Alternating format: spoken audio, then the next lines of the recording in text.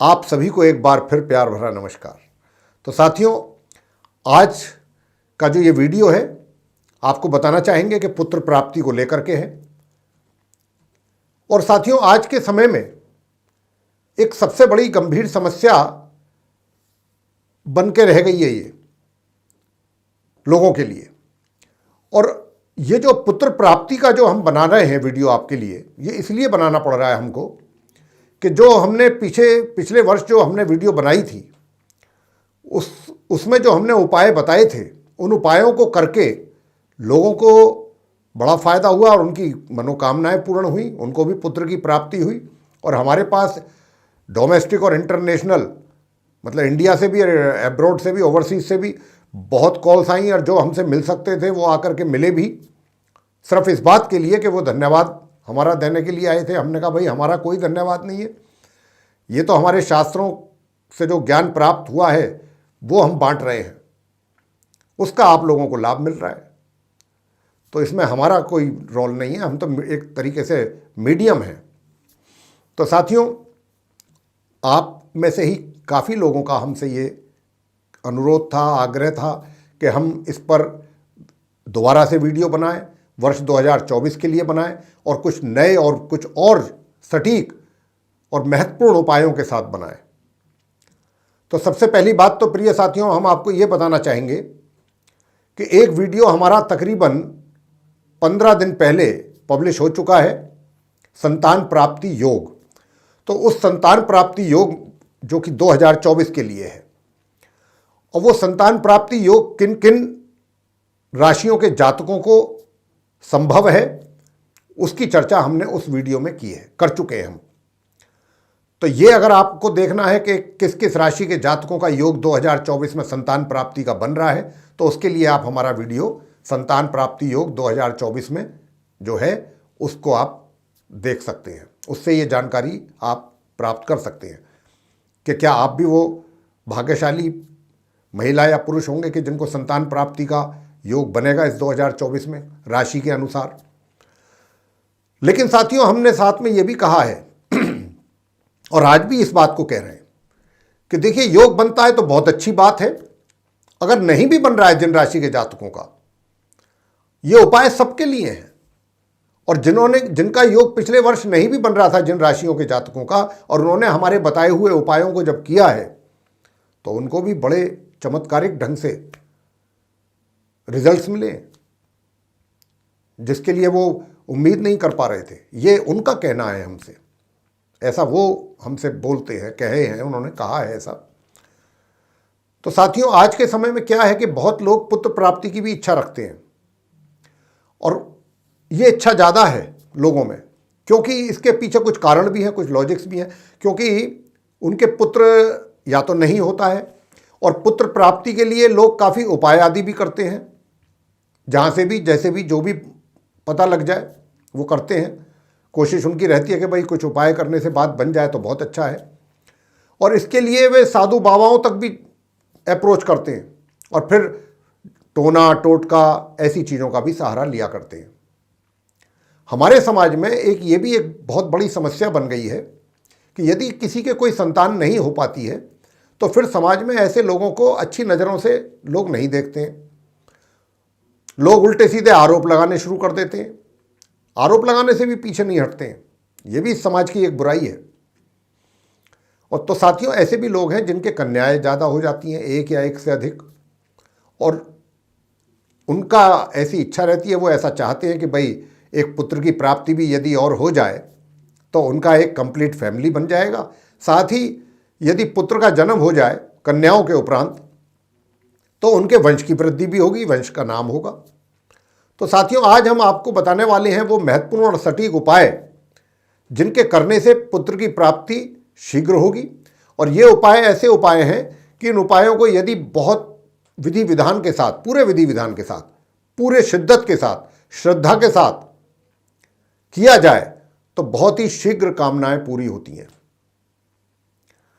और यहां पर हम जो आप अपने दर्शकों को ये उपाय बताने जा रहे हैं, वो किसी भी धर्म से ताल्लुक़ रखते हो, किसी भी धर्म से उनका संबंध हो, या किसी भी धर्म को मानने वाले वो लोग हों, आसानी से इन उपायों को कर सकते हैं। हम कुछ उपाय तो ऐसे दे रहे हैं इस वीडियो के माध्यम से आप तक जो पहुंचा रहे हैं, वो ऐसे उपाय हैं कि जो लोग पूजा पाठ में यकीन नहीं रखते हैं या नहीं कर सकते हैं, उनके लिए भी कुछ उपाय हैं, और ऐसे भी उपाय हैं कि जिनकी पूजा पाठ में रुचि है और उनकी आस्था है काफ़ी, तो वो पूजा पाठ वाले उपाय भी करें। और पूजा पाठ वाले उपायों के साथ साथ अगर ये दूसरे उपाय भी करते हैं तो सोने में सुहागा। तो हमने दोनों तरीके के, जो किसी भी धर्म से संबंध रखने वाले लोग हैं, सभी के लिए उपाय इसमें मौजूद हैं इस वीडियो में जो हम आपको बताने जा रहे हैं। तो साथियों, ऐसे कुछ उपाय हम आपको देने जा रहे हैं। वे उन उपायों को करके आप अपनी कामना पूरी कर पाएंगे, ऐसा हमारा विश्वास है। प्रिय साथियों, अब हम आपको वो उपाय बताने जा रहे हैं कि जो पुत्र की प्राप्ति के लिए आपको करने हैं। कौन से वो उपाय हैं जो आपको करने से पुत्र की प्राप्ति हो? तो आज हम आपको ऐसे ही कुछ महत्वपूर्ण उपाय इस चर्चा के दौरान बताएंगे इस कार्यक्रम में। अगर आप इन उपायों में से जो भी उपाय करते हैं तो मां भगवती के आशीर्वाद से निश्चय ही आपको पुत्र की प्राप्ति होगी। और देखिए, जो उपाय हम आपको सबसे पहला उपाय देने जा रहे हैं, ये दरअसल नवरात्रों में इसका शुभारंभ किया जाता है। तो नवरात्रि चाहे चैत्र के हों, चैत्र माह के, चाहे वो शरद नवरात्रि हो, यानी कि आश्विन मास में पड़ते हो, चाहे चैत्र मास में पड़ते हो। वैसे तो ज़्यादातर लोगों को तो दो ही नवरात्रों के बारे में मालूम होता है, एक चैत्र नवरात्रि और एक शरद नवरात्रि। वैसे बेसिकली पूरे वर्ष में 4 बार नवरात्र आते हैं। 2 नवरात्रों के विषय में तो सभी जानते हैं, चैत्र नवरात्रि और शरद नवरात्रि। बाकी 2 गुप्त नवरात्रि भी आते हैं, एक माघ के महीने में, एक आषाढ़ के महीने में। तो आप चाहे वो गुप्त नवरात्र हो, चाहे वो चैत्र के नवरात्र हो, चाहे वो शरद नवरात्र हो, आप बस नवरात्रों में इस उपाय को आरंभ करिएगा। और नवरात्रि के 5वें दिन ये आपको उपाय करना है। साथियों, क्या करना है? नवरात्र के 5वें दिन माता स्कंद माता की आपको पूजा करनी है।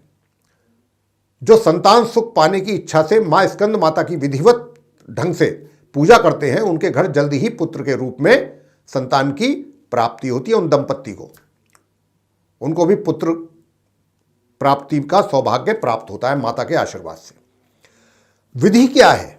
अब आप पूछना चाहेंगे कि ठीक है, ये तो हमारी समझ में आ गया कि माता की पूजा करनी है, 5वें दिन माता स्कंद माता की पूजा की जाती है नवरात्रों में।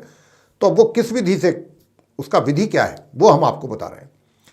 तो साथियों, नवरात्र के 5वें दिन माता स्कंद माता को पीली चुनरी में 16 श्रृंगार के सामान आपने रखने हैं, और 1 नारियल, 1 केला, पीले फूल, लाल या फिर हरी चूड़ियां रख करके माता की गोद में रखना है। आपको उनकी गोद भरना है। और पति और पत्नी दोनों साथ मिलकर देवी माता के बीज मंत्र का जाप करें और मिलकर के ही उनकी पूजा करें। बीज मंत्र क्या है? ओम ह्रीं क्लीं स्वयमिन्नय नमः, ये है मंत्र। तो माता स्कंद माता की पूजा के साथ स्कंद कुमार यानी कि भगवान कार्तिकेय जी की भी पूजा जरूर करें। वैसे तो कन्या भोज जो होता है, कन्याओं का जो अष्टमी या नवमी के दिन ही लोग करते हैं, और जैसी प्रथा है, प्रथा के अनुसार। लेकिन मां बनने की इच्छा के लिए अगर आप रखते हैं तो उसके लिए नवरात्रि की 5वीं तिथि पर ही 5 वर्ष की 5 कन्या और 5 वर्ष के ही लंकड़, उनको आपको खीर खिलाना है 5वीं के दिन, और उनको केले का दान करना है। इसी दिन गोपाल यंत्र की भी आप स्थापना करें, इसी दिन 5वीं के दिन अपने पूजा घर में, और रोजाना गोपाल सहस्त्र नाम का आपको पाठ करना है। और जब तक आपकी पूरी मनोकामना ना हो जाए तब तक आप ये काम करते रहिए। 5वें दिन ही माता स्कंद माता के समक्ष जब आप पूजा करेंगे तो देसी घी का एक दीपक जलाना है, और इस मंत्र की 5 माला आपने जाप करना है। मंत्र क्या है? ओम सिंहासन गता नित्यम पदा पद्माश्रित करद्वया शुभदास्तु सदा देवी स्कंद माता यशस्विनी। एक बार दोबारा फिर आपको हम उच्चारण कर देते हैं इस मंत्र का। ओम सिंहासन गता नित्यम पद्माश्रित करद्वया शुभदास्तु सदा देवी स्कंद माता यशस्विनी। ये है वो मंत्र, इसकी 5 माला आपको करनी है। यदि महिलाओं को गर्भ धारण करने में भी कोई परेशानी आ रही है तो उन्हें भूरी गाय और उसके बछड़े की सेवा करनी चाहिए, अगर आपको गर्भ धारण करने में समस्या आ रही है। तो प्रिय साथियों, जैसा मैं अभी आपको बता रहा हूं कि प्रत्येक सोमवार को भगवान शंकर जी के शिवलिंग पर आप जो कनक होती है, गेहूं ग्रेन, वो आप जरूर चढ़ाएं। और ये कार्य आप तब तक करते रहें जब तक आपकी कामना पूर्ण ना हो। और दूसरे व्रत भी हैं, वो भी आपको बता रहे हैं, जो पुत्र प्राप्ति में बहुत ही सहायक सिद्ध होते हैं साथियों। लेकिन यदि आप भी व्रत रखते हैं तो फिर आपको कुछ सावधानियां, जैसा कि हमने आरंभ में भी कहा था कि व्रतों को लेकर के और पूजा पद्धति को लेकर के, कि आपको उसमें सावधानियां का भी पालन करना होता है, सावधानियों का ध्यान रखना होता है। सावधानी क्या करनी है, क्योंकि बहुत लोग कुछ गलतियां कर देते हैं। ये पूजा के विधि विधान में उनसे कुछ गलतियां त्रुटि हो जाती हैं, या व्रत करने में कुछ हो जाती हैं, आगे पीछे हो जाती हैं, कुछ चीज़ें भूल जाते हैं। तो जब ये इस प्रकार की कुछ गलतियां हो जाती हैं जिनके कारण उन्हें इन व्रतों का फल प्राप्त नहीं हो पाता है, और वो सोचते हैं कि हमने तो सब कुछ किया था फिर भी हमें पुत्र प्राप्ति नहीं हुई। तो भाई थोड़ा सावधानी के लिए हम आपसे आग्रह कर रहे हैं, जो भी है पूजा पद्धति उसका पूरा ध्यान रखा जाए, विधि विधान से पूजा की जाए, पूरे श्रद्धा भाव से की जाए, कोई चीज़ रहनी नहीं चाहिए उसमें कम, किसी चीज़ की कमी। तो आप कौन सी वो सावधानियां रखते हैं, अब आपको ये भी बता रहे हैं। पूरी तरह से जब आप पूजा करते हैं तो आपको पूरी तरीके से ब्रह्मचार्य का पालन करना होता है, नंबर 1। और किसी भी तरीके के बुरे और गंदे विचार आपको अपने मन में बिल्कुल नहीं लाने चाहिए, ये दूसरा सावधानी है। और व्रत में पूजा करें, जैसा मैंने कहा है कि विधि विधान के साथ करें तथा श्रद्धा भाव के साथ करें। और जब व्रत कभी भी बदल बदल करके ना करें। अब जैसे मान लीजिए हमने कहा कि 11 प्रदोष व्रत कीजिए, अब आपने 2 या 3 या 4 कर लिए, फिर उनको छोड़ करके किसी दूसरे व्रत को आरंभ कर दिया, वो गलत है। अगर हमने कहा है कि 11 प्रदोष व्रत करने हैं तो आप 11 प्रदोष व्रत पूरे कीजिए, तभी वो उपाय पूरा माना जाएगा, अन्यथा वो तो किया ना किया सब बराबर है। तो इस बात का ध्यान रखिए। और कभी भी व्रत के फल की चिंता ना करें। व्रत जो करें ना तो उसमें कभी भी ऐसा ना बोलें कि हमें पुत्र की प्राप्ति हो, निस्वार्थ करें पूजा प्रभु की, वो भी जानते हैं कि आपको क्या चाहिए। तो इस बात का भी ध्यान रखना है आपको। इस बात की, इसका चिंतन नहीं करना कि भाई आपके पास पुत्र के रूप में संतान नहीं है तो आपको पुत्र के रूप में संतान चाहिए तो हम उसके लिए ये पूजा कर रहे हैं, ऐसा भाव नहीं होना चाहिए। व्रत वाले दिन काले और नीले वस्त्र आपको बिल्कुल नहीं धारण करने, और किसी का अपमान नहीं करना है, किसी के प्रति जेलसी भाव नहीं रखना, ईर्ष्या नहीं रखनी, और किसी की निंदा नहीं करनी, किसी की बुराई नहीं करनी। ये सब सावधानियां हैं जिनका आपको पूजा पाठ के समय या व्रत के समय इन बातों का ध्यान रखना होता है, तभी पूजा पूरी मानी जाती है। भगवान सूर्य का भी व्रत का विधान है हमारे धार्मिक शास्त्रों में, शास्त्रों के अनुसार। आप भी पुत्र प्राप्ति के लिए सूर्य देव की पूजा कर सकते हैं एवं उनका व्रत रख सकते हैं रविवार के दिन, और उनको अर्घ्य देना है। सूर्य देव के मंत्रों का जाप करें, आदित्य हृदय स्तोत्र का पाठ करें रविवार के दिन, उनका व्रत रख करके। भगवान सत्यनारायण स्वामी जी का व्रत रख सकते हैं बृहस्पतिवार के दिन। और इस जो भी व्रत आपने आरंभ करना है शुक्ल पक्ष से आरंभ करना है, कृष्ण पक्ष से नहीं। गुरु बृहस्पति का व्रत रखना भी बहुत लाभकारी रहता है पुत्र प्राप्ति के लिए। आप बृहस्पति का व्रत रखें। थोड़ा सा बृहस्पति का व्रत रखने में समस्या रहती है कि पीली चीज़ों का मतलब आप खा सकते हैं, जैसे बेसन है, अन्न नहीं खाते हैं। तो बृहस्पति के दिन आप केले की भी पूजा करें व्रत के साथ साथ, तथा उस वृक्ष के समक्ष बैठकर बृहस्पति जी की कथा पढ़नी है आपको, और व्रत रखकर पुत्र की प्राप्ति का लाभ आपको निश्चय ही मिलता है। जो भी जातक महिला हैं, विशेष रूप से महिलाएं ये काम करती हैं, लेकिन केले के वृक्ष की पूजा तो महिलाएं भी करें, पुरुष भी कर सकते हैं। और व्रत भी महिला और पुरुष दोनों रख सकते हैं, कोई प्रॉब्लम नहीं। अब साथियों कुछ और दूसरे उपाय भी हैं। इनमें से कुछ उपाय ऐसे भी हैं कि जो किसी भी धर्म से संबंध रखने वाले लोग कर सकते हैं पुत्र प्राप्ति के लिए।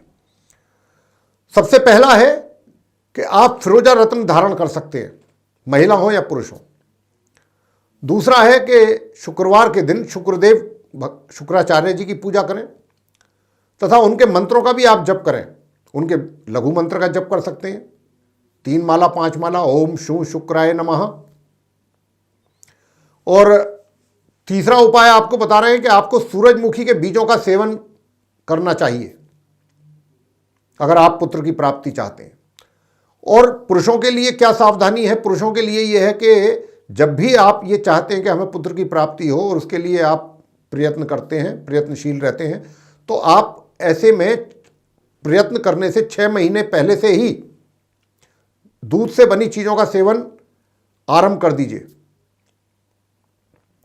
महिलाएं भी प्रतिदिन दूध का सेवन करें तो उनके लिए अच्छा रहेगा।